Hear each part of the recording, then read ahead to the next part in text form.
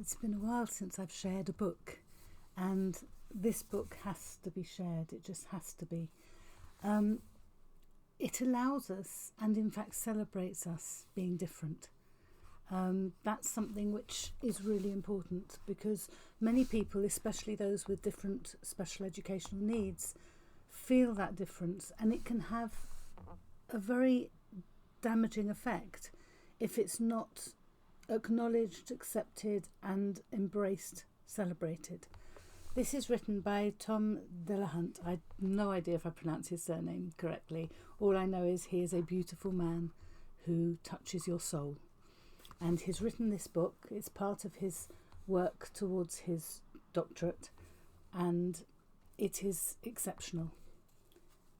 He's written to me, "Thank you, sweethearted friend, for seeing and supporting the wandering lamb." And I think that's because we've seen the wandering lamb in each of us. So I'm going to read it to you, and I strongly recommend you buy it. It's a book that I think should be in every classroom. Every SENDCO needs it. Personally, I think it should also be in every home. It's beautiful. So here goes. Bear with me.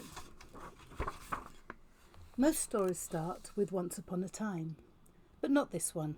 This story starts with a big hello. Hello, I'm Lamb. Nice to meet you, friend. When you see a lamb, you might think we're all the same. But I am different and have been all along. Look at the beautiful illustrations. Aren't they exquisite? Being different used to worry me. But a certain shepherd changed the way I feel. This is something I can really relate to. I remember late night conversations with my parents about being different types of friendships, and just worrying it through. Shall I tell you how? Look, beautiful, exquisite illustrations. I was always a curious lamb, wondering about things. What would happen if? What's behind the fence? My mind would wander and I'd get lost in my thoughts, so many that I couldn't even count them. I'd explore in my own exciting world and try exciting new adventures. And you see details like the trail of the butterfly, which, for those of you who know Tom, will appreciate the importance of that. I hid from Mummy's sheep, then called out for her to find me. That was fun, although Mummy didn't think so. I jumped in the air as high as I could, just to see if I would land again. Somehow I did, every time. I lay down in the soft grass and looked up at the sky. Have you ever done that? Lifted your eyes up high. Fluffy lambs ran across the blue. They changed their shape so quickly and ran so fast they flew. I used to make shapes out of those clouds all the time. Once I climbed a great big hill where I could see for miles. So many things to look for, so much to explore. How exciting. Different shapes and colours. Notice the trail is still there. New sounds and exciting smells to find. While the other lambs were eating grass and didn't want to follow me, I went exploring in a big, muddy hollow. To take a closer look, I had to climb in further. But soon my feet were stuck, and the more I wriggled, the deeper in the mud I sank. That's when the shepherd came and took me by the tail, back to Mummy's sheep. But it was to no avail. No sooner was I back than I caught another scent. A juicy thorn bush bursting with berries. To get the best ones I had to climb right in. Stuck again. Off to look for me the shepherd went. I called out for him. Then just before the sunset I heard the shepherd's voice and felt his hand gently free me. Sometimes other lambs were mean and whispered beastly things. But I could hear them all chewing grass and grumbling. Mummy sheep said to me they didn't see the world like me. She said that I was special. She said I was unique. But I didn't like the whispering. I didn't want to be unique. Being different worried me. So I tried to be like other lambs. I tried and tried and tried, but every time I tried again, something else would catch my eye. Let's see, we still got the tray. Leaves floated on the breeze and sang sweet songs to me. Stars would run and hide and make me chase them endlessly. No matter how hard I tried, it really made me struggle. I couldn't seem to stop trying to fit into the flock.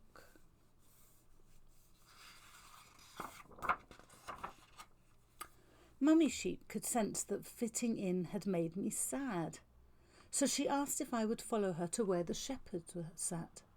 He was sitting, talking, sharing stories by the fire of muddy hollows, prickly bushes, singing leaves and playful stars. Each and every story he shared about me, he told with love and laughter, so happy and carefree. Excuse me. Then the shepherd turned and fed me from his hand.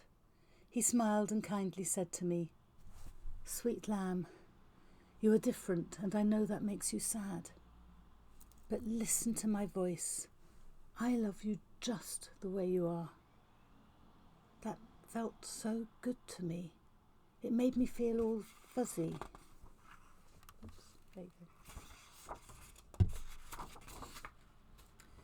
Being different used to worry me, but this had set me free. Happily different and ready to dream. This sums me up as a child. Always different. Never quite knowing how to fit in and not knowing if I wanted to, because if I tried to fit in, it didn't feel like me anymore. Part of that is due to the dyslexia. I didn't know that then. Part of that is just being very much an individual, curious always about everything. But it goes beyond that. That feeling of difference can really bring you down. And you need those supporting people around you to bring you out. Your shepherd could be anyone. You know, there's a religious context for that shepherd, but it doesn't have to be. You know, I know the shepherds in my life. My parents are two of my shepherds, very clearly. They have been supportive through everything, and they have celebrated when I'm different and not tried to make me fit into any mould. I've had teachers who celebrated me as I grew up. Mrs. Herlihy, no idea where she would be now, but she's the English teacher who set me on the right path. But later in life, there's loads. Lionel Blue is one of my shepherds. He just touches your soul. Tom has been a shepherd to me. And Christy Howells, who was my, supervisor during my doctorate. And she got me. She understood me. She laughed with me, not at me, and saw the humour in my differences and helped me to find out who I am. Knowing that we're different and that that's something to celebrate. You know, I just hope with all my heart that I have been the shepherd to many of the children that I have supported along the way. And not just children, there's been adult students at university who I hope I've been their shepherd. Comments from them suggest I might have. I think it's important that we as adults, those of us who are SENDCOs, those of us who are teachers, those of us who work with people, who see people, not even those, just anybody, accepting people for the whole person that they are, allowing them their differences, that will make the biggest difference of all. Thank you, Tom, and everybody. Please, please, please get this book. It's fantastic. Thank you.